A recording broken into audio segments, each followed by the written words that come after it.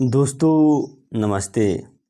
दोस्तों आइए आज हम लोग एंशिएंट हिस्ट्री पढ़ते हैं। उसमें जो महत्वपूर्ण फैक्ट है वो कवर किया गया है इस वीडियो में। अगर आप किसी भी एग्ज़ाम की तैयारी करते हैं तो ये वीडियो आपके लाभदायक हो सकती है। जैसे गायत्री मंत्र की रचना किसने की थी? तो विश्वामित्र ने क्या गायत्री मंत्र की रचना की थी। महाभारत का पुराना नाम क्या है? तो जय संहिता क्या है? महाभारत का पुराना नाम है जय संहिता। भारतीयों को, अब देखिए यहाँ पे अगला क्वेश्चन है कि भारतीयों को लोहे का ज्ञान कब हुआ था? तो ईसा पूर्व 8वीं शताब्दी में हुआ था। ईसा पूर्व 8वीं शताब्दी में हुआ था। सत्यमेव जयते कहाँ से लिया गया है? तो मुंडको उपनिषद से लिया गया है। सत्यमेव जयते जो है मुंडको उपनिषद से लिया गया है। योग दर्शन के जो प्रवर्तक हैं कौन हैं? जो योग दर्शन है इसका प्रवर्तक कौन है? पतंजलि हैं। और पतंजलि ये किसका पुरोहित थे? तो जो पुष्यमित्र शुंग था उसका क्या थे? ये पुरोहित थे।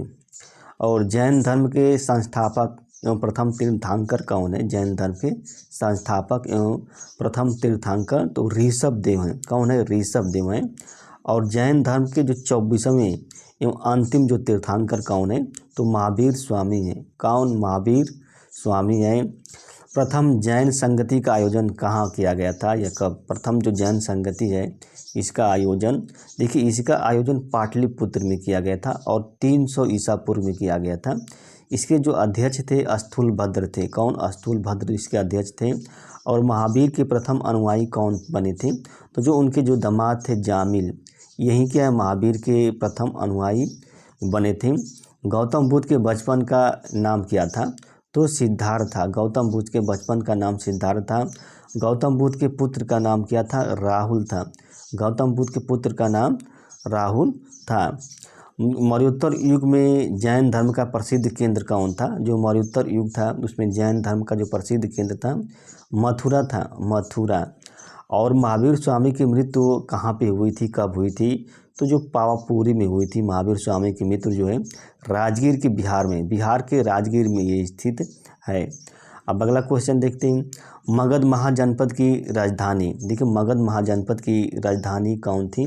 तो गिरिब्रज थी या राजगृह थी? दोनों महाजनपद की, मगध महाजनपद की राजधानी थी। और वर्तमान में जो ये पटना में, गया और बिहार के पटना गया मिलाकर वहीं पे है। ये मगध की राजधानी थी। जो बिहार का गया जिला है और पटना है। और वत्स महाजनपद था, इसकी राजधानी कौन थी? तो कौशाम्बी थी। इसकी राजधानी कौन थी? कौशाम्बी थी। और वर्तमान में जो कौशाम्बी है इलाहाबाद के आसपास यानी कि यूपी में जो है वर्तमान में। भारतीयों को लोहे का ज्ञान कब प्राप्त हुआ था? ये तो पढ़ लिए हैं। भारतीयों को लोहे का ज्ञान आर्यों द्वारा खोजी गई धातु कौन थी? जो आर्यों द्वारा खोजी गई धातु कौन थी? लोहा था। लोहा था। लोहा को श्याम, देखिए श्याम नहीं है, श्याम अयस्क कहा जाता है। लोहा को श्याम अयस्क कहा जाता है। सांख्य दर्शन के प्रवर्तक कौन है? तो कपिल है। सांख्य दर्शन के प्रवर्तक कौन है? कपिल है। आर्यों उपनिषदों की कुल संख्या कितनी है? देखिए उपनिषदों की कुल संख्या कितनी है? 108 है उपनिषदों की। पुराणों की जो कुल संख्या कितनी है? 18 है। पुराणों की कुल संख्या कितनी है? 18 है। सिंधु घाटी सभ्यता का सबसे बड़ा स्थल कौन है? जो सिंधु घाटी सभ्यता है उसका सबसे बड़ा स्थल मोहनजोदड़ो है। और भारत में जो सिंधु घाटी सभ्यता का सबसे बड़ा स्थल कौन है? तो राखी गढ़ी है। ये घग्गर नदी किनारे है, हरियाणा के हिसार जिले में स्थित है। ये हरियाणा के हिसार जिले में स्थित है सिंधु। अब देखिए यहाँ पे सिंधु घाटी सभ्यता को रखा जाता है क्या आद ऐतिहासिक काल में रखा जाता है? कि इसमें आद ऐतिहासिक काल में रखा जाता है। Proto historic. आद ऐतिहासिक काल का मतलब ये है कि इसमें लिपि मिली है लेकिन आप उस लिपि को पढ़ नहीं पाए हैं, उसे कहता है प्रोटो हिस्टोरिक पीरियड कहा जाता है। और सिंधु घाटी सभ्यता की खोज क्या 1921 ईस्वी में राय बहादुर दयाराम साहनी ने की थी। राय बहादुर दयाराम साहनी ने की थी। बौद्ध धर्म के त्रिरत्न कौन है? अब देखिए बौद्ध धर्म के जो त्रिरत्न कौन है? बुद्ध है, धम्म है, महासंघ है। ये क्या है? बौद्ध धर्म के त्रिरत्न है। और तृतीय बौद्ध संगति के समय शासक कौन था? जो तृतीय बौद्ध संगति थे अशोक था। अशोक था। 250 ईसा पूर्व में इसकी अध्यक्षता मतलब शासन के तृतीय बौद्ध संगति का आयोजन किया गया था। उस समय अध्यक्ष कौन था? मोगल्लीपुत्र शाह। और ये कहाँ पे की गई थी? पाटलिपुत्र। पाटलिपुत्र में इसका आयोजन किया गया, यानी कि तृतीय बौद्ध संगति का आयोजन पाटलिपुत्र में किया गया था। अब आगे देखते हैं पशुपत संप्रदाय। देखिए ये भी इम्पॉर्टेंट है। जो पशुपत संप्रदाय है इसके संस्थापक कौन है? लकुलिश हैं। इसके संप्रदाय लकुलिश हैं। वैष्णव धर्म के जो प्रवर्तक कौन है? कृष्ण है। वैष्णव धर्म के प्रवर्तक कृष्ण हैं। मगध के सबसे प्राचीन वंश का संस्थापक कौन है? मगध के सबसे प्राचीन वंश का तो वीर्यद्रथ था। वीर्यद्रथ था। इसकी राजधानी गिरिब्रज थी। राजगिरी है, गिरिब्रज थी।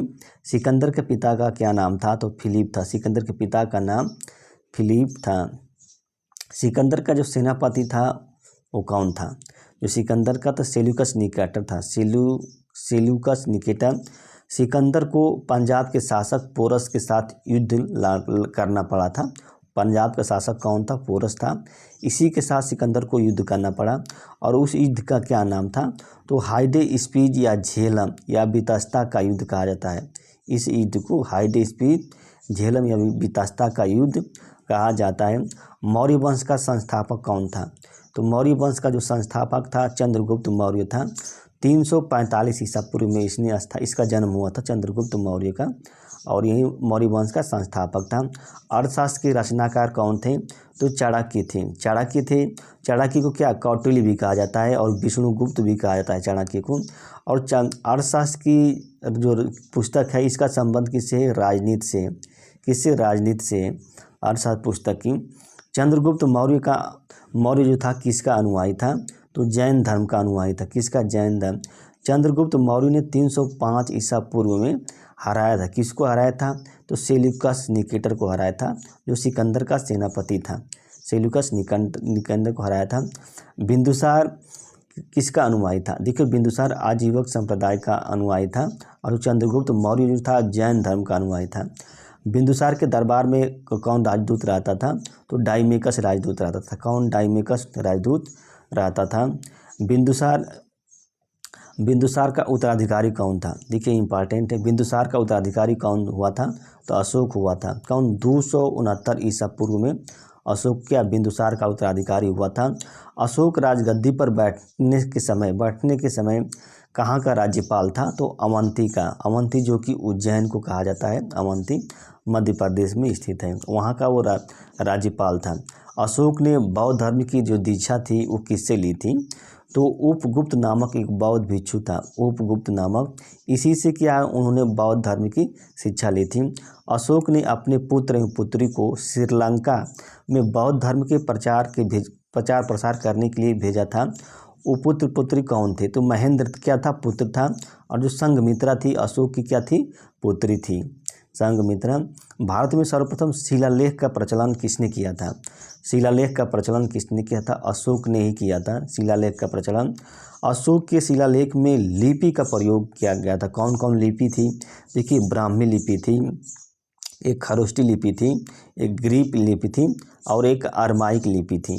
सबसे अधिक ब्राह्मी लिपि का यूज किया गया है अपने शिलालेख को यूज करने में।